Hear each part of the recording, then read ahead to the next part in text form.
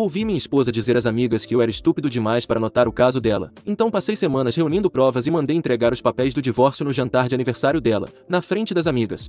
Sou Eric e meu trabalho exige muita atenção a pequenos detalhes, o que é engraçado, considerando o teor desta história. Minha esposa se chama Daisy e estamos casados há 15 anos, e namoramos por 2 anos antes disso. Não temos filhos. Nossa vida, ou o que eu pensava que era nossa vida, parecia estável. Temos uma boa casa, ambos temos empregos razoavelmente bons. Eu acreditava que tínhamos um casamento onde nos respeitávamos. Outras pessoas importantes nesta história são as amigas de Daisy, que eu sempre achei que gostavam demais de espalhar fofocas. Depois, há o parceiro do caso dela, o homem com quem ela estava me traindo. Acabei de descobrir quem ele é, e a esposa dele, que não faz ideia do que está acontecendo. O problema não começou com um grande evento repentino, foi mais como um vazamento lento, algo pequeno que piorou com o tempo, e eu não percebi o que era. Nos últimos 3 ou 4 anos, Daisy começou a agir de forma mais distante. Ela disse que o trabalho começou a exigir mais do tempo dela e que precisava trabalhar até mais tarde e ir a mais reuniões de trabalho nos fins de semana. Essa era a história dela. De qualquer forma, ela também começou a sair com mais frequência com as amigas e muitas vezes, voltava para casa muito tarde. Cheirava a álcool e a um perfume que eu não reconhecia. Não éramos próximos como costumávamos ser, especialmente no quarto, mas pensei que fosse apenas estresse do trabalho ou o tipo de coisa que acontece em um casamento longo. Perguntei a ela uma vez se deveríamos tentar conversar com um terapeuta e ela disse que não precisávamos, e disse que eu estava apenas sendo sensível demais. Antes de tudo isso, nossa vida era comum, mas confortável. Costumávamos passar os fins de semana trabalhando no jardim ou fazendo longos passeios de carro. Cozinhávamos o jantar juntos na maioria das noites, conversando sobre nosso dia. Daisy costumava ser mais afetuosa, mais envolvida em nossa vida compartilhada. Ela tinha uma risada fácil e um jeito de tornar até as tarefas chatas um pouco mais leves, mas essa versão dela desapareceu lentamente. Os jantares compartilhados se tornaram raros, substituídos por ela comendo tarde depois de um compromisso de trabalho ou comendo algo com as amigas. Havia muitos pequenos sinais, como pequenas pistas que eu não entendia que apontavam para um grande problema. O celular dela, por exemplo, costumava ficar largado na mesa de centro ou no balcão. Então, passou a ser como se estivesse colado na mão dela e ela sempre mantinha a tela virada para longe de mim. Se eu entrasse em um cômodo, ela rapidamente o virava com a tela para baixo. Ela mudou as senhas do celular e do laptop, e eu não sabia as novas senhas. Quando perguntei por quê, ela disse que era para maior segurança e disse que a empresa dela tinha uma nova regra sobre manter informações de trabalho seguras em dispositivos pessoais. Parecia plausível, por causa do trabalho dela. Começamos a discutir mais. Geralmente, ela iniciava as discussões por coisas pequenas, como se eu tivesse carregado a lava-louças da maneira errada ou se ela não gostasse do filme que eu escolhi, ou mesmo do que eu estava vestindo. Parecia que ela estava sempre irritada comigo, só por eu estar ali. Ela costumava me dizer que eu não era divertido como antes, ou dizia que eu não entendia quanta pressão ela estava sofrendo no trabalho, e se eu tentasse ter uma conversa séria com ela sobre nós, ela apenas suspirava ou mudava de assunto. Nos fins de semana, muitas vezes fazíamos nossas próprias coisas. Ela dizia que tinha planos com as amigas e os planos sempre pareciam vagos, e eu nunca era convidado. Ela dizia que era coisa de meninas ou que eu não me divertiria. Lembro-me de um sábado em que sugeri irmos a um festival local que costumávamos gostar, e ela deu uma desculpa sobre um compromisso anterior com uma amiga, algo que nunca se materializou. Quando perguntei mais tarde como tinha sido, ela apenas disse: "Ah, foi cancelado." Houve um fim de semana que realmente se destaca, cerca de 1 ano atrás. Ela me disse que iria a um retiro de trabalho e deixou até uma programação impressa na geladeira. Naquela noite, decidi ligar para o hotel que estava listado na programação dela, porque o celular dela estava desligado e eu só queria dizer boa noite. A pessoa que atendeu o telefone no hotel disse que não havia ninguém registrado com o nome dela e também disse que não havia nenhum evento de empresa ou retiro acontecendo lá naquele fim de semana. Meu estômago gelou. Mais tarde, quando ela chegou em casa, perguntei como tinha sido o retiro e ela me contou tudo sobre os palestrantes convidados e os workshops, dando muitos detalhes. Depois que ela terminou, eu disse com muita calma que tinha ligado para o hotel só para dizer oi e que me disseram que ela não estava lá e não havia evento nenhum. Ela surtou completamente. Começou a gritar, acusou-me de não confiar nela e disse que eu estava tentando controlá-la. Então, alegou que houve uma mudança de hotel de última hora porque o primeiro teve um grande problema de encanamento. Disse que esqueceu de me avisar porque tudo estava muito caótico e quase imediatamente, ela me mostrou um e-mail no celular confirmando uma reserva em um hotel diferente. Parecia um pouco perfeito demais, como se ela o tivesse preparado por via das dúvidas. Eu não insisti, não queria acreditar que ela inventaria uma mentira tão grande. Os gastos dela também começaram a aumentar. Ela comprou muito mais roupas novas, frequentava salões de cabeleireiro caros, comprou presentes que dizia serem para clientes do trabalho ou para as amigas. Nossa conta bancária conjunta mostrava mais dinheiro sendo sacado para coisas sobre as quais nunca conversamos e quando tentei falar com ela sobre economizar dinheiro ou fazer um orçamento, ela ficou com raiva. Acusou-me de tentar controlar o dinheiro dela e disse que ganhava o próprio salário e podia gastá-lo como quisesse. Isso era verdade, ela ganhava o próprio dinheiro, mas sempre tínhamos conversado sobre grandes gastos juntos antes. O momento que mudou tudo, O momento em que meu mundo desabou aconteceu cerca de 3 semanas atrás. Era uma terça-feira à noite e Daisy estava no escritório. Estava em uma videochamada com as amigas e normalmente, quando fazia chamadas, usava fones de ouvido, mas desta vez, acho que não os conectou direito. O som estava saindo das caixas de som Bluetooth dela, que ficavam na cozinha. Eu estava na cozinha, que também fica perto do escritório.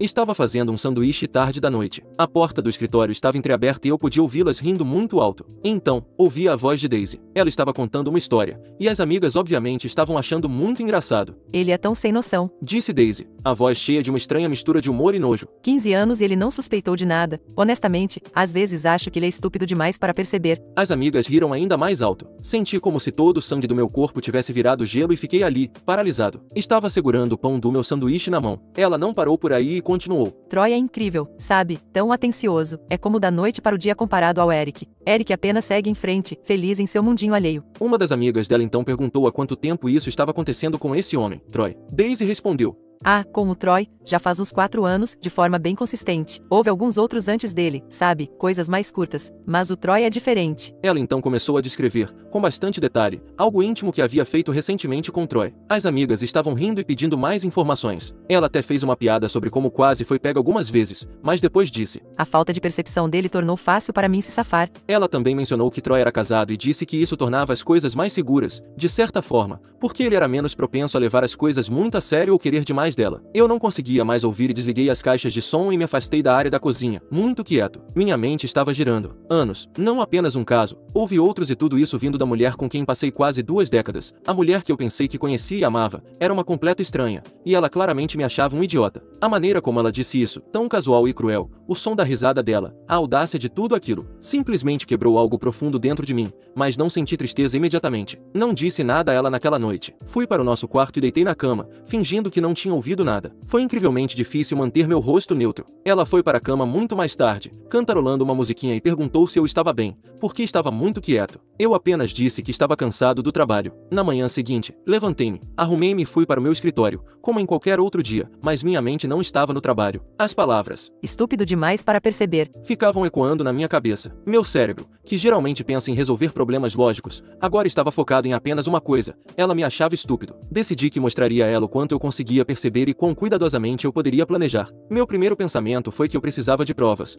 reais e sólidas, não apenas para minha própria paz de espírito, mas para o divórcio que eu sabia, naquele momento, que iria acontecer e pensei que poderia ser útil por outros motivos também. Comecei examinando nosso dinheiro e consigo ver todas as nossas contas bancárias conjuntas online. Também recebo cópias dos extratos do cartão de crédito dela, porque nos inscrevemos para extratos eletrônicos que vão para um endereço de e-mail compartilhado. Eu configurei esse sistema anos atrás para manter registros, e ela nunca se preocupou em mudá-lo ou verificá-lo. Então, comecei a examinar com muito cuidado anos de extratos bancários e faturas de cartão de crédito. Estava procurando por qualquer coisa que não fizesse sentido. Os fins de semana caros em spas que ela dizia serem para desestressar sozinha, os jantares chiques em restaurantes que eu nunca tinha ido, as reservas de hotel em cidades onde ela não tinha eventos de trabalho planejados, os presentes caros que ela comprou. Logo comecei a ver padrões. As datas das viagens de trabalho dela muitas vezes coincidiam com grandes pagamentos a pequenos hotéis chiques. Lembrei-me que tinha um gravador antigo ativado por voz. Comprei-o quando estava na faculdade para gravar aulas. Vasculhei algumas caixas velhas e o encontrei. Comprei baterias novas para ele e então, com muito cuidado, escondi debaixo do banco do passageiro no carro dela. Eu sabia que gravar alguém sem o seu conhecimento poderia ser um problema legal, mas naquele ponto eu já não me importava em seguir as regras. Também instalei um software especial no nosso computador de casa, aquele que ela às vezes usava, e este software é projetado para encontrar e recuperar arquivos excluídos. Eu estava procurando por qualquer coisa, e-mails excluídos, mensagens de chat, fotos,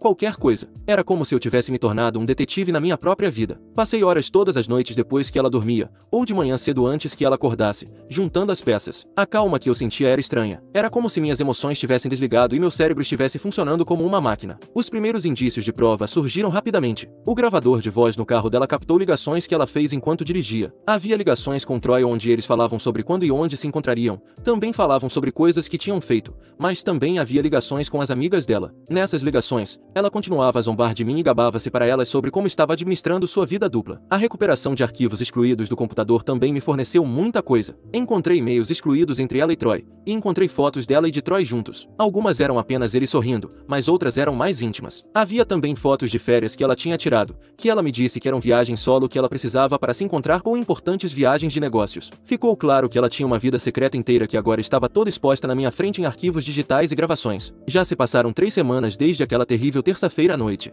Por 3 semanas, vivi uma mentira e fui educado com Daisy. Conversei amenidades com ela, mas enquanto isso, por dentro, sentia essa raiva fria e controlada. Por 3 semanas, venho construindo cuidadosa e silenciosamente meu caso contra ela. Passei muitas madrugadas revisando cada informação, fazendo cópias, organizando tudo. Descobri quem é Troy e sei o nome completo dele, onde ele mora, onde trabalha e o mais importante, confirmei que ele é casado. Daisy foi surpreendentemente descuidada com sua vida digital secreta, uma vez que comecei a procurar de verdade. Ela tinha o número de telefone dele salvo no celular dela com nome de mulher, mas o padrão de ligações e mensagens para aquele número era suspeito. Cruzei horários e datas com coisas que ela disse nas conversas gravadas e também fiz algumas pesquisas nas redes sociais usando pequenos detalhes que ela deixou escapar. Tudo me levou direto a ele. A página da esposa dele nas redes sociais mostra muitas fotos da família deles, sorrindo e parecendo felizes. Essa felicidade está prestes a ser perturbada. Meu plano para lidar com isso não é simples. Tem várias partes e foi projetado para ter o maior impacto possível em Daisy. O aniversário dela é em 10 dias e pretendo torná-lo um aniversário que ela nunca, jamais esquecerá. Conversei com um advogado. Encontrei um advogado conhecido por ser muito bom e muito duro em casos de divórcio e preparamos tudo o que é necessário. Todas as provas que coletei estão compiladas, organizadas ordenadamente em um fichário e prontas para serem usadas. Meu advogado ficou impressionado com a minuciosidade das provas e ele disse que isso torna nosso caso muito forte. Aqui está o plano, passo a passo, que decidi. 2 dias antes do aniversário dela, irei a todos os nossos bancos e instituições financeiras. Congelarei todas as contas bancárias que compartilhamos e também cortarei a capacidade dela de usar quaisquer cartões de crédito que estejam conectados ao meu nome ou ao meu crédito. Nossa casa está principalmente em meu nome. Foi deixada para mim pelos meus pais e o nome dela foi adicionado aos documentos de propriedade depois que nos casamos, mas meu advogado está confiante em proteger este bem para mim. Tomarei todas as medidas legais necessárias para garantir que a casa esteja segura. Um dia antes do aniversário dela, enviarei um pacote para a esposa de Troy. Enviarei anonimamente, para que ela não saiba que é de mim, e este pacote conterá provas claras e inegáveis de que o marido dela, Troy, tem um caso com Daisy há anos. Incluirá cópias de fotos, cópias de contas de hotel com os nomes de ambos e transcrições de algumas de suas conversas onde falaram sobre o caso. Terá tudo o que a esposa dele precisa para saber a verdade. No aniversário dela, Daisy acordará e descobrirá que sua situação financeira está um caos completo. Ela não conseguirá acessar nenhum de nosso dinheiro compartilhado e mais tarde, no mesmo dia, ela receberá oficialmente os papéis do divórcio. O motivo do divórcio listado nos papéis será o adultério dela,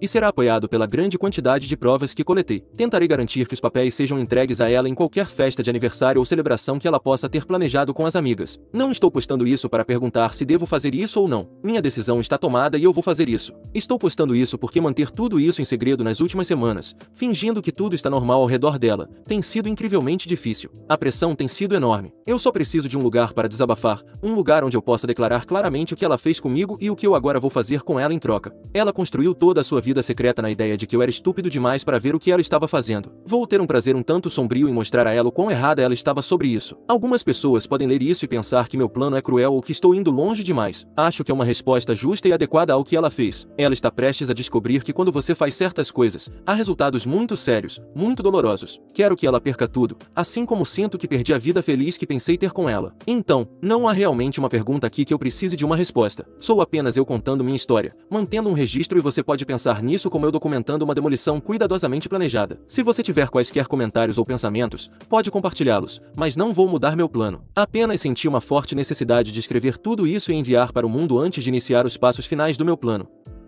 Atualização 1. Já se passaram 9 dias desde que escrevi meu post original. O aniversário dela é amanhã. Tudo avançou rapidamente até agora. Tudo correu exatamente de acordo com o meu plano. Primeiro, quero agradecer a todos nesta comunidade online. Ler todos os seus comentários e mensagens privadas, tanto os que me apoiaram quanto os poucos que me criticaram, tem sido um tipo estranho de ajuda durante estes últimos dias difíceis. Fez-me sentir menos sozinho com tudo isto. Muitos de vocês me pediram para explicar algumas coisas mais claramente, então tentarei fazer isso agora. Várias pessoas perguntaram sobre o gravador de voz que coloquei no carro dela e se era legal. Meu advogado me disse que em nosso estado, geralmente é necessário o consentimento de ambas as pessoas para serem gravadas. Portanto, as gravações em si podem não ser permitidas como prova direta no tribunal. No entanto, a informação que obtive ao ouvir essas gravações foi extremamente útil e ajudou-me a saber onde procurar outras provas que são permitidas em tribunal. Por exemplo, se eu ouvisse ela mencionar o nome de um hotel específico ou uma data numa gravação, eu poderia então legalmente solicitar registros oficiais desse hotel ou encontrar recibos digitais para essa data. E essas coisas podem ser usadas em tribunal. As gravações também me ajudaram a entender a profundidade das mentiras dela e preparou-me para o que eu estava lidando. Alguns de vocês perguntaram como descobri quem era Troy e como encontrei encontrei a esposa dele. Daisy não foi tão cuidadosa quanto pensava. Numa das chamadas que gravei dela para uma amiga, ela mencionou o sobrenome de Troy e disse que ele era dentista, então não foi difícil fazer uma pesquisa online por dentistas na nossa cidade com esse sobrenome e primeiro nome. Encontrei o perfil profissional dele, que tinha a foto dele e a foto correspondia ao homem nas fotos que eu tinha recuperado dos arquivos excluídos dela no computador. Isso confirmou que era ele. A esposa dele foi mencionada e marcada em algumas das postagens dele nas redes sociais, e o perfil dela era maioritariamente público. Realmente não demorou muito para encontrá-la,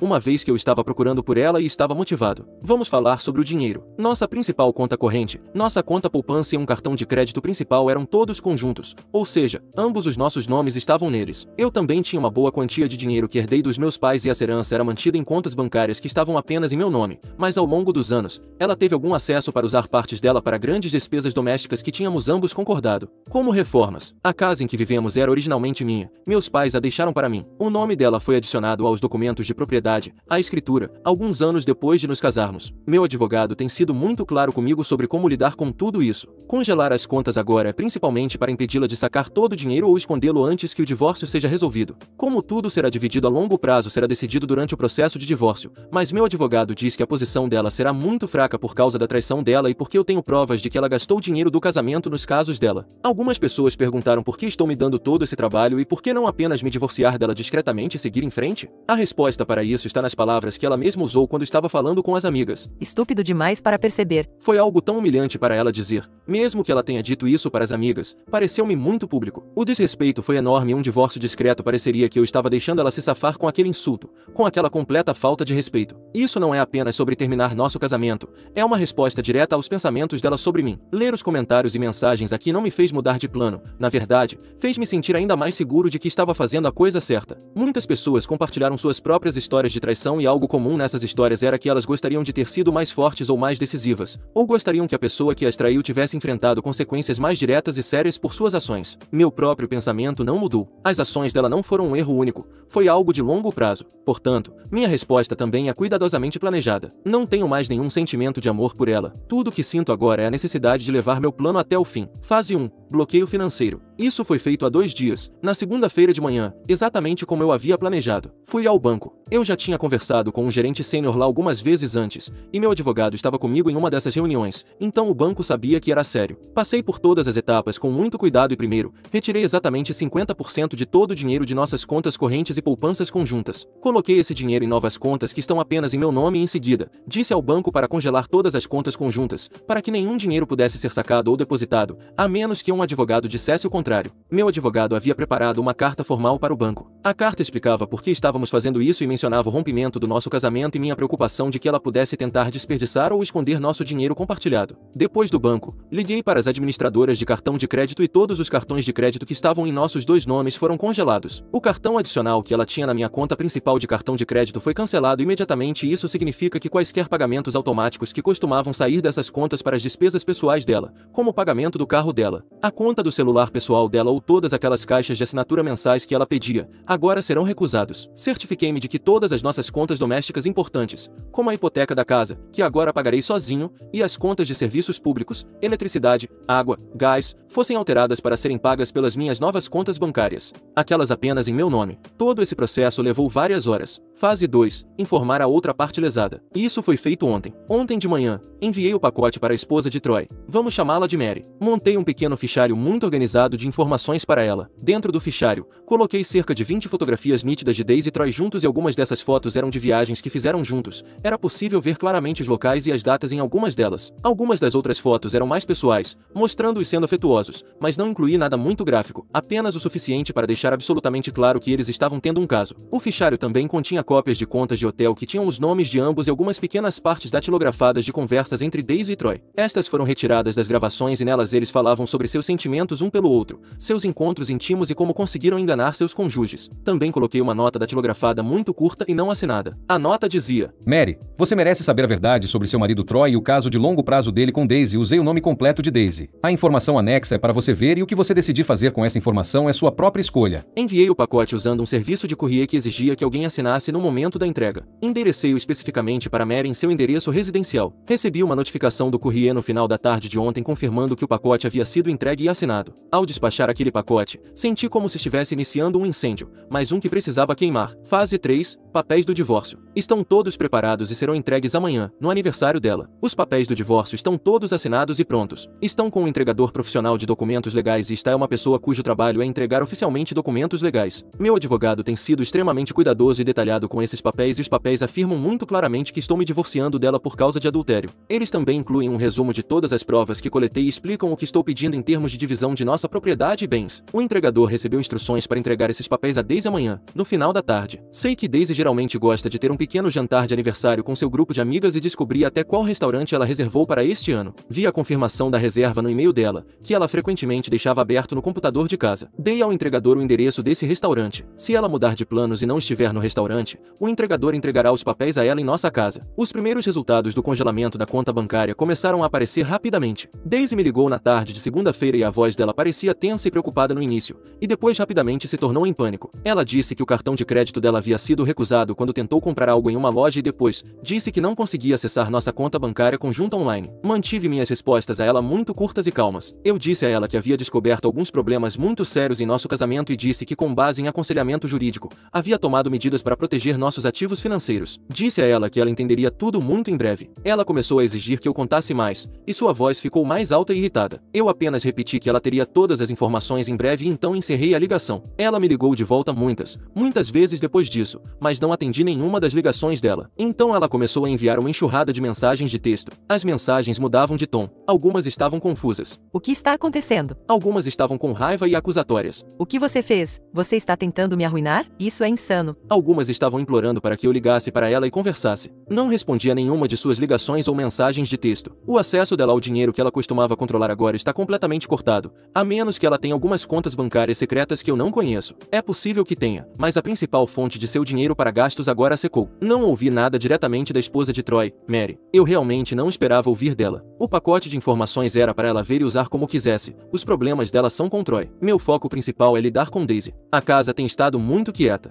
Ela saiu muito tarde ontem à noite e acho que estava tentando descobrir o que estava acontecendo com o dinheiro, ou talvez estivesse conversando com as amigas sobre isso. Troquei as fechaduras da porta do meu escritório. É lá que estou guardando todos os meus documentos, meu computador com todas as provas e minhas coisas pessoais. Amanhã é o dia para o passo final nesta primeira parte do meu plano. Sinto uma espécie de satisfação sombria, um senso de propósito macabro. A mulher que riu com as amigas sobre minha suposta estupidez está prestes a receber um choque de realidade muito duro em seu aniversário. Atualização 2. Já se passaram cerca de 4 semanas desde que escrevi minha última atualização. Isso significa que se passaram pouco mais de 5 semanas desde o que agora chamo de dia D, que foi o aniversário de Daisy, o dia em que ela recebeu os papéis do divórcio. As grandes explosões daquele dia já pararam em sua maioria, mas o que resta é um processo complicado e contínuo de desmantelar tudo. Pelo que ouvi, o aniversário de Daisy se transformou em uma cena de desastre completo. O entregador profissional cumpriu seu trabalho e entregou com sucesso os papéis do divórcio a ela no restaurante que ela havia reservado para o jantar de aniversário com as amigas. Ouvi dizer que ela tinha acabado de se sentar à mesa e provavelmente ainda estava chateada e confusa com a situação do dinheiro dos dias anteriores, mas tentando agir como se tudo estivesse bem para as amigas. Foi quando um homem se aproximou da mesa dela, perguntou se ela era nome completo, e então entregou a ela o grande envelope jurídico. As amigas dela contaram mais tarde para alguns conhecidos em comum que, claro, mal podiam esperar para passar adiante todos os detalhes dramáticos para outros sobre o que aconteceu em seguida. Disseram que Daisy abriu o envelope, leu algumas linhas e seu rosto ficou completamente branco. Então, aparentemente, ela começou a gritar.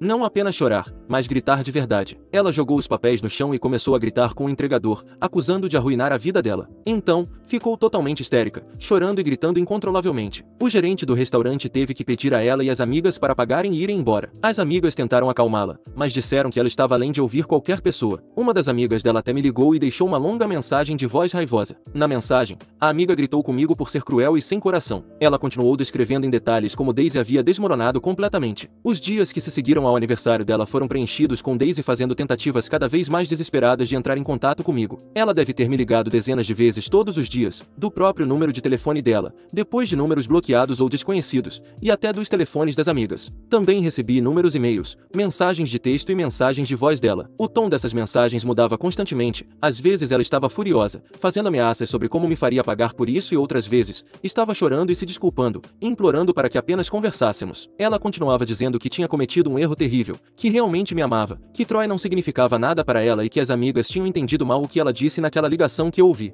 Pareciam as desculpas típicas que as pessoas dão quando são pegas. Não respondi diretamente a nenhuma das mensagens dela e disse ao meu advogado que toda a comunicação com ela deveria passar por ele. A situação financeira dela aparentemente piorou muito rapidamente. Acontece que ela tinha muito poucas economias pessoais. Ela vinha gastando dinheiro da nossa conta conjunta tão livremente por tantos anos, comprando o que quisesse. As amigas dela, aquelas que sempre pareciam encorajar seu estilo de vida caro e suas noitadas, agora pareciam oferecer-lhe muito pouca ajuda real. Deram-lhe simpatia, tenho certeza, mas não muito apoio prático. Uma vez que perceberam que o acesso dela ao dinheiro havia sumido, ela não conseguiu fazer o pagamento do leasing do carro. O carro, um modelo razoavelmente novo do qual ela se orgulhava muito, foi retomado pela empresa de leasing alguns dias atrás. Ela também teve que se mudar da nossa casa há cerca de 2 semanas. Meu advogado conseguiu um acordo legal inicial que dizia que ela tinha que sair, especialmente considerando o comportamento dela e a falta de dinheiro para lutar contra isso imediatamente. A casa agora é minha única responsabilidade, e pretendo mantê-la totalmente. Ouvi de um conhecido em comum que ela está atualmente hospedada com uma das amigas, mas é uma situação temporária e a amiga já está se cansando de tê-la lá. Depois de cerca de uma semana ignorando completamente todas as ligações e mensagens dela,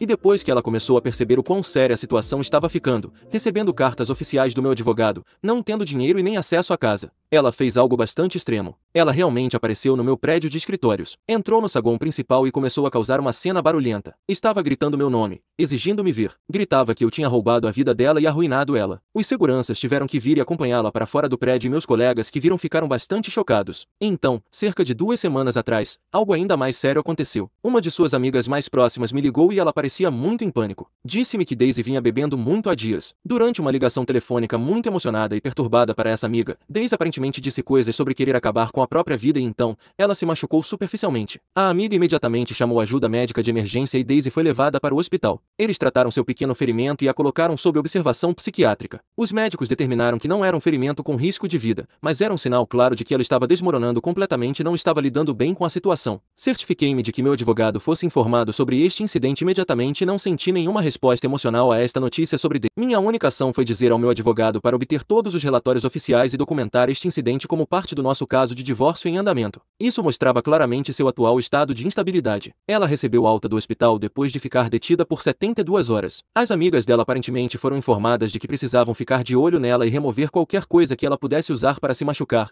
o que tenho certeza, colocou ainda mais estresse nelas. A vida de Troy, o parceiro de caso dela, também desmoronou completamente. A esposa dele, Mary, não ficou quieta depois que recebeu aquele pacote de provas. Ouvi através da fofoca geral da cidade. É uma cidade relativamente pequena, e dentistas, como muitos profissionais, parecem ter um círculo de boatos muito ativo, que Mary confrontou Troy no mesmo dia em que recebeu o pacote. Diante da prova inegável no fichário, ele aparentemente confessou tudo e ela o expulsou da casa da família imediatamente e já pediu o divórcio dele. Pelo que ouço, ele está completamente arrasado, não porque perdeu Daisy, mas porque perdeu sua confortável vida familiar, sua casa, e sua reputação provavelmente está sofrendo. Daisy aparentemente tentou contatá-lo, procurando apoio ou talvez para se unirem, mas Troy, segundo informações, está culpando ela por toda a bagunça. Ele tem dito que ela foi descuidada e fez com que ambos fossem pegos. Tanta coisa pela conexão especial e amor que ela pensava que eles compartilhavam. O caso deles agora é de conhecimento geral em seus círculos sociais, e nenhum deles está sendo visto de forma muito positiva. A batalha legal do divórcio está realmente apenas começando, mas meu advogado continua muito confiante sobre nossa posição. A evidência do adultério dela é esmagadora e não pode ser negada. Além disso,